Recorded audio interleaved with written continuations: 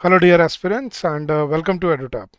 तो गाइज अगर आप यूपीएससी पीएफओ एपीएफसी एग्ज़ाम की तैयारी कर रहे हैं तो this session is for you guys. ये जो हमने अभ्यास सीरीज शुरू की है इसमें हम आपको हर टॉपिक पे डिफरेंट डिफरेंट टॉपिक्स पे हर ऑल्टरनेट डे पे आपके लिए प्रैक्टिस क्वेश्चंस लेके आते हैं।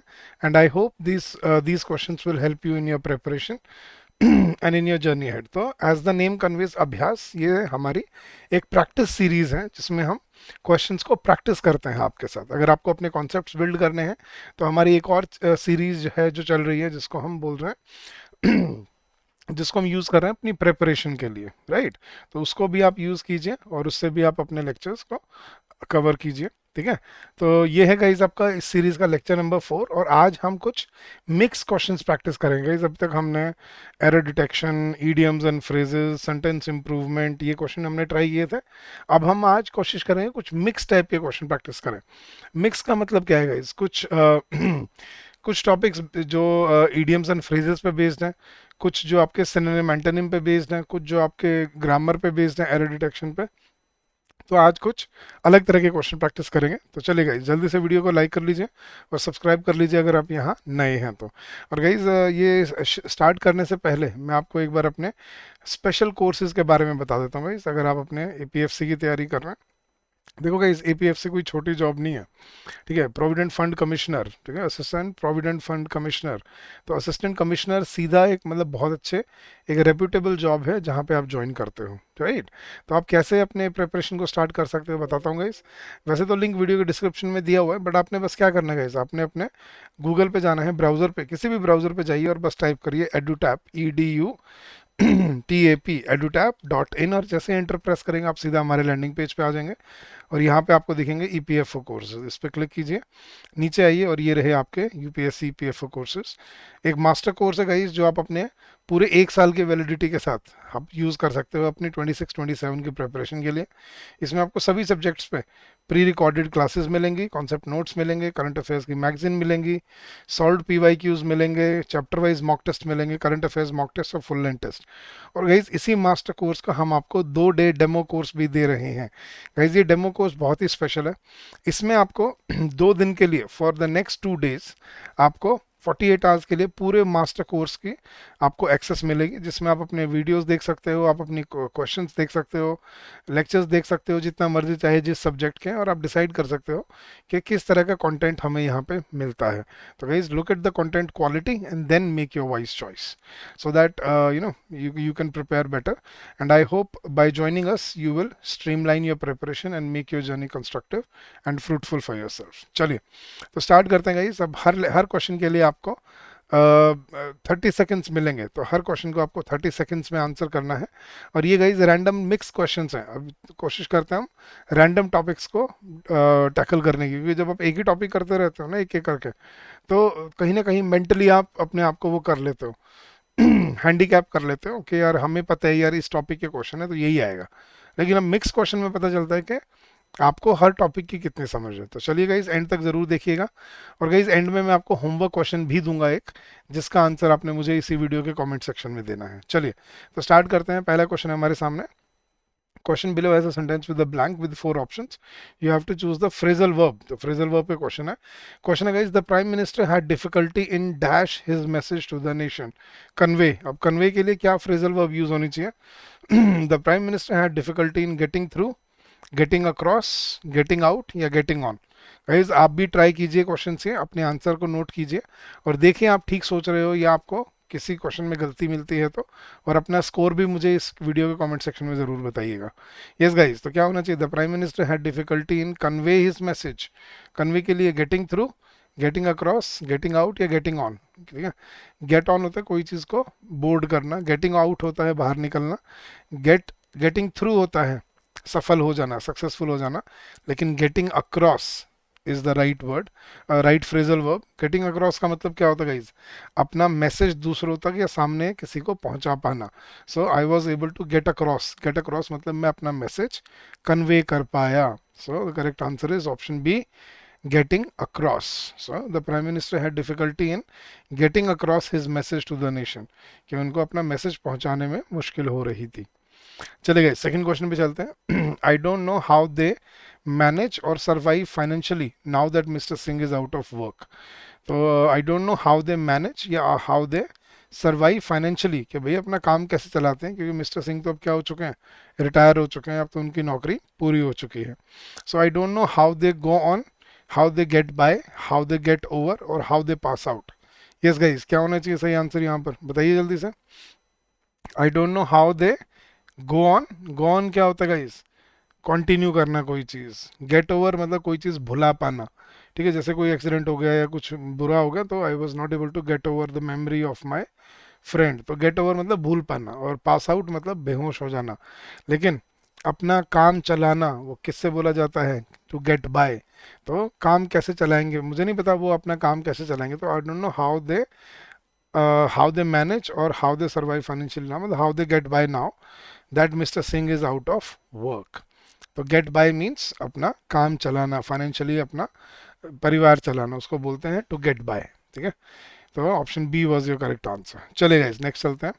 नेक्स्ट आपको, the question contains an idiom और phrase in its usages in a sentence followed by 4 possible meanings, pick out the right meaning of the idiom. ठीक है, तो हमें ईडियम का मीनिंग ढूंढना है। ईडियम है guys mare's nest. Mare's nest का मतलब क्या होता है, the involvement of the doctors in a health scheme proves to be a mare's nest. Yes guys, a noble thing, a false intention, a good idea or a timely step. Yes guys, क्या बनना चाहिए। Mayor क्या होता है guys, गधा, ठीक है। अब गधे का घोंसला, गधे का घोंसला होता है कुछ, मेयर्स नेस्ट नहीं। So the involvement of the doctors in the health scheme, कि अगर हेल्थ की स्कीम है और उसमें डॉक्टर्स ही इन्वॉल्व हैं तो क्या होगा, इट्स अ फॉल्स इंटेंशन, कि वो अपना फायदा देख रहे हैं। अगर हेल्थ स्कीम में अगर डॉक्टर्स को इन्वॉल्व कर लोगे, वो तो पैसे बनाने की सोचेंगे स्कीम से, मतलब पैसे के ही गेम है सारा। तो फॉल्स इंटेंशन मतलब वो गलत होगा। तो the involvement of the doctors in the health scheme proves to be a mare's nest, तो अ फॉल्स इंटेंशन। चलेगा, नेक्स्ट क्वेश्चन पे चलते हैं। नेक्स्ट उसने फिर से ईडियम दिया है, स्टिक वंस नेक आउट, ठीक है। To stick one's neck out का उसने सेंटेंस दिया हुआ, see the CEO of the company stuck his neck out when he announced a blanket bonus to all the staff. The CEO of the company stuck his neck out. So when he announced a blanket bonus to all the staff, extended help, took an oath, caused embarrassment या took a risk. तो guys अपनी गर्दन किसी के सामने कर देना, कहने का मतलब to stick one's neck out, Hindi में भी बोलते हैं भाई उसने अपनी गर्दन सामने कर दी, मतलब उसने रिस्क उठाया, भाई उसने कुछ करने की हिम्मत जुटाई। तो to stick your neck out basically means to take a risk. तो the CEO of the company took a risk when he announced a blanket bonus to all the staff, कि जब उसने सभी स्टाफ मेंबर्स को bonus देने का announcement किया तो बेसिकली उसने अपना रिस्क लिया है अपनी मतलब उस पर, कि भाई कोई पूछेगा कल को ये सबको प्रमोशन या सबको बोनस क्यों दिया, तो जवाब तो उसको देना पड़ेगा। तो he stuck his neck out मतलब ही टुक अ रिस्क। तो option D was your correct answer. चलिए नेक्स्ट क्वेश्चन गाइस, अब हमें क्या दिया है, the question one below has one word followed by four options, you have to choose the best synonym. अच्छा, synonym antonym के vocabulary के क्वेश्चन, तो मिक्स क्वेश्चन करने में मजा आएगा गाइस। तो उसने वर्ड दिया है इडिक्ट। इडिक्ट का क्या मतलब होता है गाइस, उसने ऑप्शन दिए हैं डिफाई, इविक्ट, ऑर्डर या डिफेस। यस गाइस, क्या लग रहा है इडिक्ट का मतलब, एविक्ट लग रहा है। अब कई वर्ड्स गाइस बड़े टिपिकल होते हैं जिनको हमें सीखना होता है। इडिक्ट का मतलब होता है गाइस कोई ऑर्डर देना, कोई किसी को कोई इंस्ट्रक्शंस देना, तो दैट्स कॉल्ड इडिक्ट, इडिक्शन। तो इडिक्ट का मतलब होता है टू गिव आउट और to pass out an order. तो ऑर्डर को हम क्या बोलते हैं, edict. So option C was your correct answer. तो इडिक्ट का मतलब डिफाई, डिफाई क्या होता है गाइस, किसी के रूल्स रेगुलेशंस ना मानना, डिफाई करना मतलब रूल्स रेगुलेशंस को अदेयर ना करना। इविक्ट होता है किसी को बाहर निकाल देना, इविक्शन होता है। डीफेस होता है किसी की बेइज्जती करना, लेकिन ऑर्डर करना इज इडिक्ट, ठीक है। चलेगा इस नेक्स्ट, फिर से क्वेश्चन है आपका, क्वेश्चन नंबर 6, कॉन्फ्लुएंस। कॉन्फ्लुएंस का भी उसने सिनोनिम पूछा है कि कॉन्फ्लुएंस का सिनोनिम क्या होगा। तो कॉन्फ्लुएंस के उसने ऑप्शन दिए गाइस, कंफ्यूजन, अमलगमेशन, डिफ्यूजन या इन्फ्रिंजमेंट। यस गाइस, क्या लग रहा है आपको, कॉन्फ्लुएंस, कंफ्यूजन लग रहा है, इन्फ्रिंजमेंट। इन्फ्रिंजमेंट क्या होता है गाइस, कानून तोड़ना। डिफ्यूजन मतलब डिफ्यूज हो जाना, मिक्स हो जाना हवा में, या डिफ्यूज मतलब अलग अलग बट जाना, बिखर जाना। कंफ्यूजन, पता है हमें कंफ्यूजन तो क्या होता है, लेकिन कॉन्फ्लुएंस का सही मतलब होता है गाइस अमलगमेशन। क्या होता है कॉन्फ्लुएंस? जब बहुत सारे एंटिटीज एक साथ जुड़ के काम करते हैं एग्रीमेंट में, ठीक है, तो अमलगमेशन। सो कॉन्फ्लुएंस, कॉन्ग्रुएंस बेसिकली। सो कॉन भी जिस वर्ड के सामने मिलता है ना, तो कॉन्ग्रुएंस, कॉन्ग्रेगेशन, कॉन्फ्लुएंस, तो इनसे यूजुअली इनका मतलब क्या होता है, इकट्ठा आके काम करना, कंपाउंड वाला, राइट। तो कंपाउंड हो जाना, कॉन्फ्लुएंस हो जाना, या अमलगमेशन तो इकट्ठा मिलके काम करना, so that is confluence. So yes, option B is your correct answer. चले गाइज, अब नेक्स्ट है, उसने क्या दिया है, एंटोनिम पूछा है गाइज उसने। एंटोनिम मतलब ऑपोजिट, ठीक है, ऑपोजिट हमें मीनिंग बताना है। तो चलिए गाइज देखते हैं हमें मालूम आते हैं या मालूम पता है या नहीं है। ऑमनिशेंट उसने वर्ड दिया है, नेक्स्ट इज ऑमनिशेंट। तो ऑमनिशेंट का क्या मीनिंग होता है गाइज, और फिर उसका एंटोनिम हमें ढूंढना है। उसने ऑप्शन दिया अननोइंग, प्लायबल, ऑब्नॉक्शियस या sagacious. Yes guys, sagacious, obnoxious, pliable. Yes guys, obnoxious तो क्या होता है, बहुत ही ऑकवर्ड। प्लायबल जो बड़े आराम से मान जाए। सगेशियस इज, और अननोइंग, अननोइंग मतलब जिसको कुछ मालूम ना हो, मतलब मालूम नहीं है, जिसको हम बोलते हैं ना कि इग्नोरेंट, हाँ, मतलब जिसको कुछ ज़्यादा ज्ञान ना हो, तो उसको हम क्या बोलते हैं, आपका अननोइंग। और सगेशियस होता है गाइस बहुत ही समझदार, बहुत ही वाइज, ठीक है, तो उसको बोलते हैं सगेशियस। लेकिन ओमनिशेंट क्या होता है गाइस, ओमनी, ओमनी वर्ड याद रखना, ये रूट वर्ड से बहुत हेल्प करते हैं गाइस आपके। तो रूट वर्ड्स को सीखना स्टार्ट करो अगर आपको अपनी वोकेबलरी को इम्प्रूव करना है। The first step to improve your vocabulary is by starting with root words, prefixes और सफिक्सेस। तो omni, omni present, omni, omni जो वर्ड होता है गाइस, ओमनी का मतलब क्या होता है, यूनिवर्सल, जो हर जगह मौजूद होता है। So omni, omni present, omni, omni, omniscient. तो ओमनिशेंट मतलब जो सबको मालूम है, जो सबको ज्ञात है, जिसके बारे में सबको पता है। जैसे मैं बोलता हूँ गॉड इज ऑमनिशेंट, कि भगवान के बारे में सब सब जानते हैं, सबको मालूम है भगवान कौन है, क्या है। लेकिन उसका ऑपोजिट क्या होगा, अननोइंग, मतलब जिसको कोई नहीं जानता, या जिसको लोगों को जिसकी समझ नहीं है, तो दैट इज ऑपोजिट ऑफ ऑमनिशेंट। तो ऑमनिशेंट क्या होता है, ऑमनी मतलब हर जगह, और शेंट मतलब जिसकी नॉलेज है, और अननोइंग जिसको कोई नहीं जानता। So opposite of omniscient is unknowing, ठीक है। चलेगा, इस नेक्स्ट वर्ड है, उसको एंटोनिम हमें बताना है, ऑपोजिट बताना है, नेटल। यस गाइस, नेटल का हमें ऑपोजिट बताना है। तो उसने ऑप्शन दिए हैं प्लीज, डेलीगेट, डिवॉल्व या कंसाइन। यस गाइस, क्या होना चाहिए, नेटल। कंसाइन तो गाइस किसी को कोई काम असाइन कर देना। डिवॉल्व ऑपोजिट होता है इवॉल्व का, इवॉल्व होता है आगे, डिवॉल्व होता है पीछे, मतलब कोई चीज़ खराब हो जाती है, डिवॉल्व, डेवोल्यूशन। डेलीगेट होता है किसी काम को किसी को दे देना, भाई ये काम तुम्हें करना है, डेलीगेट करना। लेकिन नेटल का सही ऑपोजिट बनता है प्लीज। नेटल क्या होता है गाइस, किसी को इरिटेट करना, परेशान करना, तंग कर देना, दैट्स कॉल्ड नेटल। और उसका ऑपोजिट क्या बनेगा, प्लीज, किसी को खुश करना, किसी को प्रसन्न करना, तो दैट इज नेटल। तो opposite of nettle is please. Nettle क्या होता है, परेशान करना, और परेशान करना, इरिटेट करने का ऑपोजिट को हम क्या बोलते हैं, किसी को खुश करना, प्लीज करना। तो yes, option A is your correct answer. Next question guys. अच्छा, कुछ नए टाइप के क्वेश्चन हैं। The question below contains a sentence followed by options which have sub parts. You need to select the option which contains grammatical error. अच्छा, error detection की question है। If there is no error you are required to select option D. ठीक है, तो guys हमें error ढूंढना है sentence में। सेंटेंस है guys, fossil fuels are non renewable. This mean that nature cannot recreate them as fast as people are using them up to date. Yes guys, तो कहाँ पे गलती है, पढ़िए सेंटेंस को जल्दी से और बताइए यहाँ पे कहाँ पे एरर है। Fossil fuels are non renewable, fossil fuels को हम दोबारा नहीं क्रिएट कर सकते, एक बार जल गए जल गए। This mean that nature can not recreate them as fast as people are using them up today. तो जितना तेज हम फॉसिल फ्यूल्स को यूज कर रहे हैं, उतनी जल्दी से वो बन नहीं पाएंगे। तो क्या होना चाहिए गाइज, इस गाइज गलती कहाँ पर है मालूम है, मुझे तो गलती दिख गई थी, गलती है यहाँ पर बी पार्ट में। क्या गलती है guys, fossil fuels are non renewable. This, this singular है ना गाइस, अब दिस के साथ अगर सिंगुलर है तो फिर वर्ब भी क्या रहेगी, सिंगुलर। दिस मीन दैट या दिस मीन्स दैट, क्या आना चाहिए गाइस यहाँ पर, दिस मीन दैट या दिस मीन्स दैट। तो this means that nature cannot recreate them as fast as people are using them up today. तो यहाँ पे दिस मीन दैट की जगह क्या आना चाहिए था, दिस मीन्स दैट।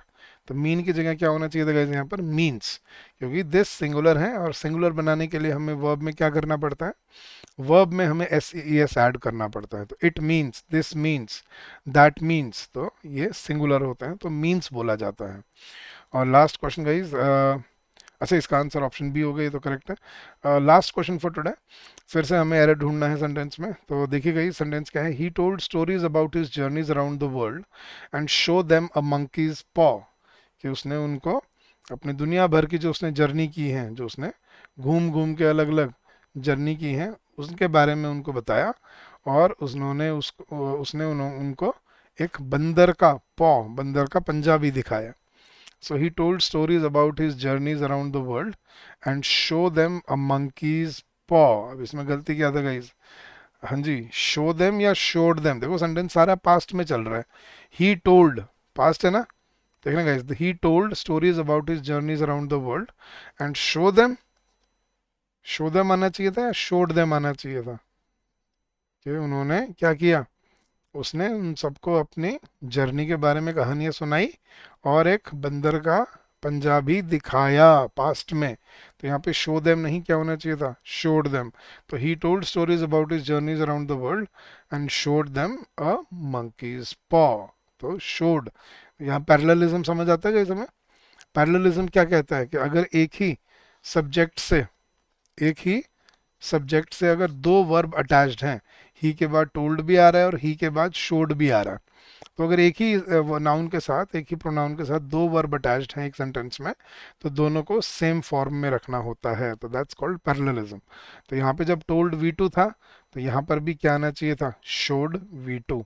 ये होता है पैरेललिज्म, ठीक है। तो यहाँ पे शो की जगह क्या आना चाहिए था, should. So option C was your correct answer. जल्दी से बताइएगा इस मुझे चैट बॉक्स में कितने क्वेश्चन ठीक हुए, 10 में से आपके कितने गलत हुए, और आपको इससे समझ आएगा आपको किस एरिया में ज़्यादा काम करने की ज़रूरत है। और गाइस जाने से पहले ये रहा, जैसे मैंने आपको प्रॉमिस किया था, आपका होमवर्क क्वेश्चन। यस गाइस, आपको एक वर्ड, आपको सिनोनिम बताना है। एक वर्ड दिया हुआ है इडियोमॉर्फिक। तो इडियोमॉर्फिक का सिनोनिम क्या है, ऑप्शन है आपके, मॉर्टल, डिस्टिंक्ट, इडियोटिक या डिस्टेंट। जल्दी से चैट बॉक्स में बता दीजिए गाइस, क्या इसका आंसर हो सकता है और क्या आपको लगता है would be the synonym of this word. चलिए, तो ये तो था आपका होमवर्क क्वेश्चन गाइस, आज के लिए इतना ही। I hope this will help you in your preparation and in your journey ahead. मैं जाने से पहले फिर से आपको अपने फ्री मास्टर कोर्स के बारे में बता जाता हूँ गाइस, बिल्कुल फ्री है 2 दिन के लिए वो। आपको बस क्या करना है गाइस, आपको अब हमारे ब्राउज़र पे जाना है, मतलब सॉरी अपने ब्राउज़र पे जाना है और टाइप क्या करना है, edutap, EDUTAP, edutap.in, बस इतना टाइप करना है आपने, edutap.in। और सर्च करते ही आप सीधा हमारे कोर्स पे आ जाएंगे, कोर्सेज पे आ जाएंगे। यहाँ पे ये दिखेगा EPFO कोर्सेज, इस पर क्लिक कीजिए, नीचे आइए और ये रहे आपके, ये रहा गाइज आपका 2 डे डेमो मास्टर कोर्स। इसमें आपको ये जो पूरा हमारा मास्टर कोर्स है, ये 2 दिन के लिए फ्री मिलता है, बिल्कुल फ्री ऑफ कॉस्ट। ठीक है, 2 दिन के लिए आप जितना मर्जी चाहें इसमें अपनी वीडियोस देख सकते हैं, अपना कंटेंट देख सकते हैं, क्वालिटी मतलब डिफाइन कर सकते हैं, अपने क्वेश्चंस प्रैक्टिस कर सकते हैं। तो 48 आवर्स के लिए ये कोर्स बिल्कुल फ्री है, आइए। और ये क्यों कर रहे हैं गाइस हम, देखो इसका पर्पज़ क्या है, ताकि आपको हम अपनी क्वालिटी दिखा पाएँ, कि आप फ्री में आइए और आप हमारी क्वालिटी देखिए। अगर आपको क्वालिटी अच्छी लगे, देन मेक अ डिसीजन कि मुझे आगे इस कोर्स की ज़रूरत है या नहीं है। ठीक है, तो come join us, streamline your preparation and make your journey constructive and fruitful for yourself. अगर फिर भी आपका कोई डाउट रह जाएगा guys regarding anything in the course और anything at all, please feel free to call us on this number during the office hours, which is 8146207241, or you can also drop us an email at hello@edutap.co.in. That's our official email ID. So thank you so much once again. Keep on working hard, keep on giving your best, and I'm sure you will come out with flying colors. So thank you and happy learning to all of you. Bye bye. Take care.